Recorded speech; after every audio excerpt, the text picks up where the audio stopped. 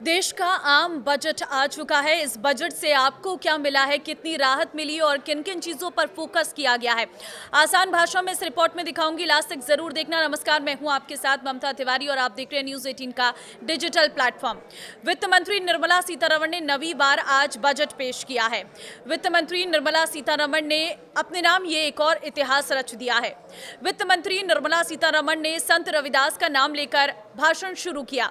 वित्त मंत्री निर्मला सीतारमण ने कहा कि हमने देश के से गरीबी हटाने के लिए कई काम किए हैं। नई तकनीक आ रही है जिससे कई बदलाव हो रहे हैं। वित्त मंत्री निर्मला सीतारमण ने कहा कि हमारी सरकार बीते 12 साल से निवेश बढ़ाने पर काम कर रही है। आगे वो कहती है कि हमारा पहला कर्तव्य है कि अर्थव्यवस्था को तेजी से बढ़ाएं, उथल पुथल वाले वैश्विक माहौल में स्थिर बने रहें। बजट का फायदा हर गरीब को हो। रिफॉर्म एक्सप्रेस तेजी से आगे बढ़ रही हैं। ये अपनी गति को बरकरार रखेंगी। केंद्र सरकार राज्यों के साथ मिलकर काम कर रही है। आगे वित्त मंत्री कहती हैं कि हम मैन्युफैक्चरिंग सेक्टर पर फोकस कर रहे हैं। पुराने सेक्टर को मजबूत करना, एमएसएमई को मजबूत करें। हम सुनिश्चित करना चाहते हैं कि सुरक्षा को मजबूत करें, साथ ही आर्थिक क्षेत्र को मजबूत करें। बायो फार्मा पर हमारा फोकस रहेगा। हम 10,000 करोड़ रुपए अलॉट कर रहे हैं। 3 संस्थान बनाए जाएंगे। फिलहाल हमारे पास 7 संस्थान हैं जिन्हें और अपडेट किया जाएगा। वित्त मंत्री निर्मला सीतारमण ने कहा कि भारत को सेमीकंडक्टर हब बनाने के लिए सरकार काम कर रही है और इसके लिए 40,000 करोड़ रुपए अलॉट किए गए हैं। महात्मा गांधी ग्राम स्वराज इनिशिएटिव का प्रस्ताव दे रहे हैं। इससे बुनकरों और कुटीर उद्योगों को फायदा मिलेगा। भारत के पास संभावना है कि खेल से जुड़े उत्पादन तैयार कर सके। एमएसएमई विकास के रास्ते में अहम साथी है। हम चाहते हैं कि चैंपियन की तरह हम उन्हें बढ़ाएं। हम इसके लिए 10,000 करोड़ रुपए दे रहे हैं ताकि उद्यमियों को फायदा मिले। वित्त मंत्री निर्मला सीतारमण ने ऐलान किया है कि ओडिशा, केरल, आंध्र प्रदेश, तमिलनाडु में रेयर अर्थ कॉरिडोर बनाया जाएगा। इसके अलावा 3 डेडिकेटेड केमिकल फार्म भी बनाए जाएंगे। आपको जानकारी दे दें कि ये 3 डेडिकेटेड केमिकल पार्क भी बनेंगे। वित्त मंत्री निर्मला सीतारमण ने ऐलान किया है कि देश में कैंसर और शुगर की दवाएं सस्ती होंगी। इसके साथ ही वित्त मंत्री ने ऐलान किया है कि देश में 22 नए जलमार्ग बनाए जाएंगे। वहीं वो आगे कहती हैं कि रेशम, जूट और ऊन के लिए राष्ट्रीय फाइबर योजना का ऐलान किया है। वित्त मंत्री ने ऐलान किया है कि ओडिशा, केरल और छत्तीसगढ़ में माइनिंग कॉरिडोर बनाया जाएगा। वित्त मंत्री निर्मला सीतारमण ने कहा है कि वित्तीय स्थिरता के लिए देश में बैंकिंग को लेकर कमेटी का गठन किया जाएगा। हम ग्राहकों की सुरक्षा के लिए नए उच्चतम स्तर पर काम करना चाहते हैं। हमने बीते 10 साल में 22 करोड़ लोगों को गरीबी रेखा से बाहर निकाला है। हमारी सरकार ने तय किया है कि सर्विस सेक्टर पर जोर देंगे। भारत का युवा, उनकी आकांक्षाओं को पूरा किया जा सके। पढ़ाई से लेकर रोजगार तक उद्यम स्थापित हो।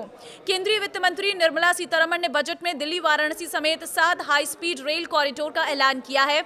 वाराणसी और पटना में जहाज मरम्मत सुविधा स्थापित होगी। दिल्ली, वाराणसी, सिलीगुड़ी में भी हाई स्पीड रेल कॉरिडोर बनेंगे। सरकार ने ऐलान किया है कि 5 क्षेत्रीय मेडिकल हब बनाएंगे। मेडिकल और ट्रेनिंग और रिसर्च पर काम किया जाएगा।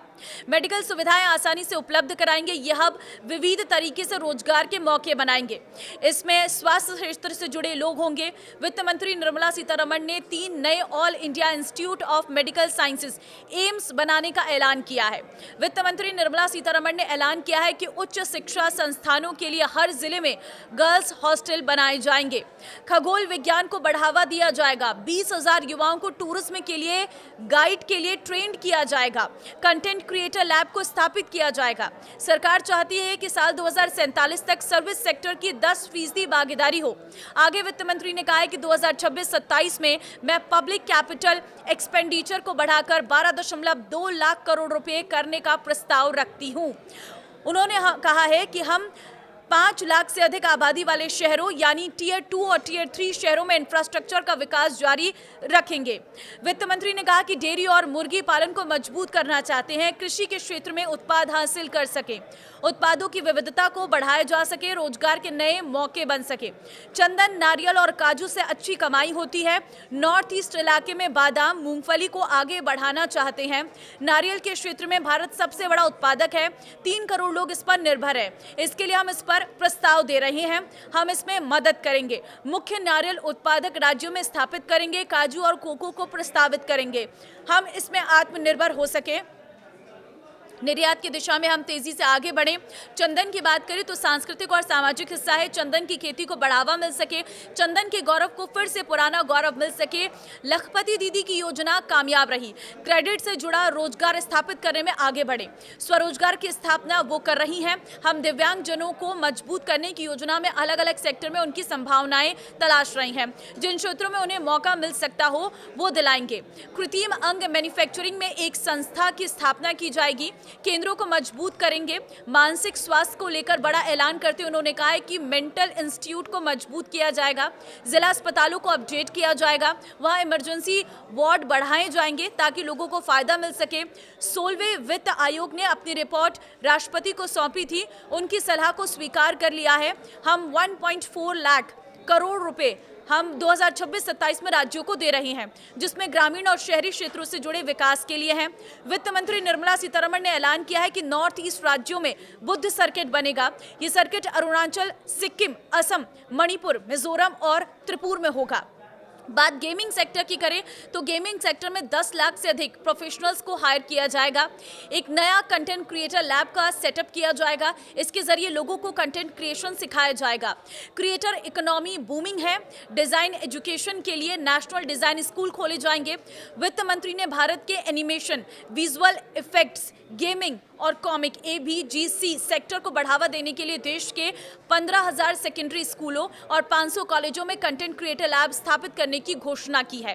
तो ये नया भारत है जिसमें कुछ नई योजनाएं सरकार ला रही है। ये आज का भारत है और इस आज के भारत में टेक्नोलॉजी को डेवलप करने के लिए इस बजट पर ज़्यादा फोकस किया गया है। खासतौर पर कंटेंट क्रिएटर्स, किसानों को एक बड़ा फायदा इस बजट से देखने को मिल रहा है।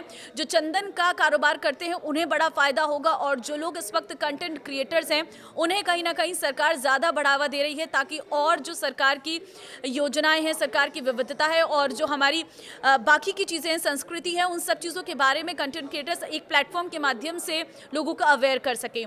तो ये कुछ बड़ी घोषणाएं हैं जो आज के इस बजट में वित्त मंत्री निर्मला सीतारमण ने की हैं। अब ये किसके लिए कितना फायदेमंद है आप कमेंट में ज़रूर बताना। और आपको क्या उम्मीद थी? क्या आपकी उम्मीदों का ये बजट आया? अपनी राय ज़रूर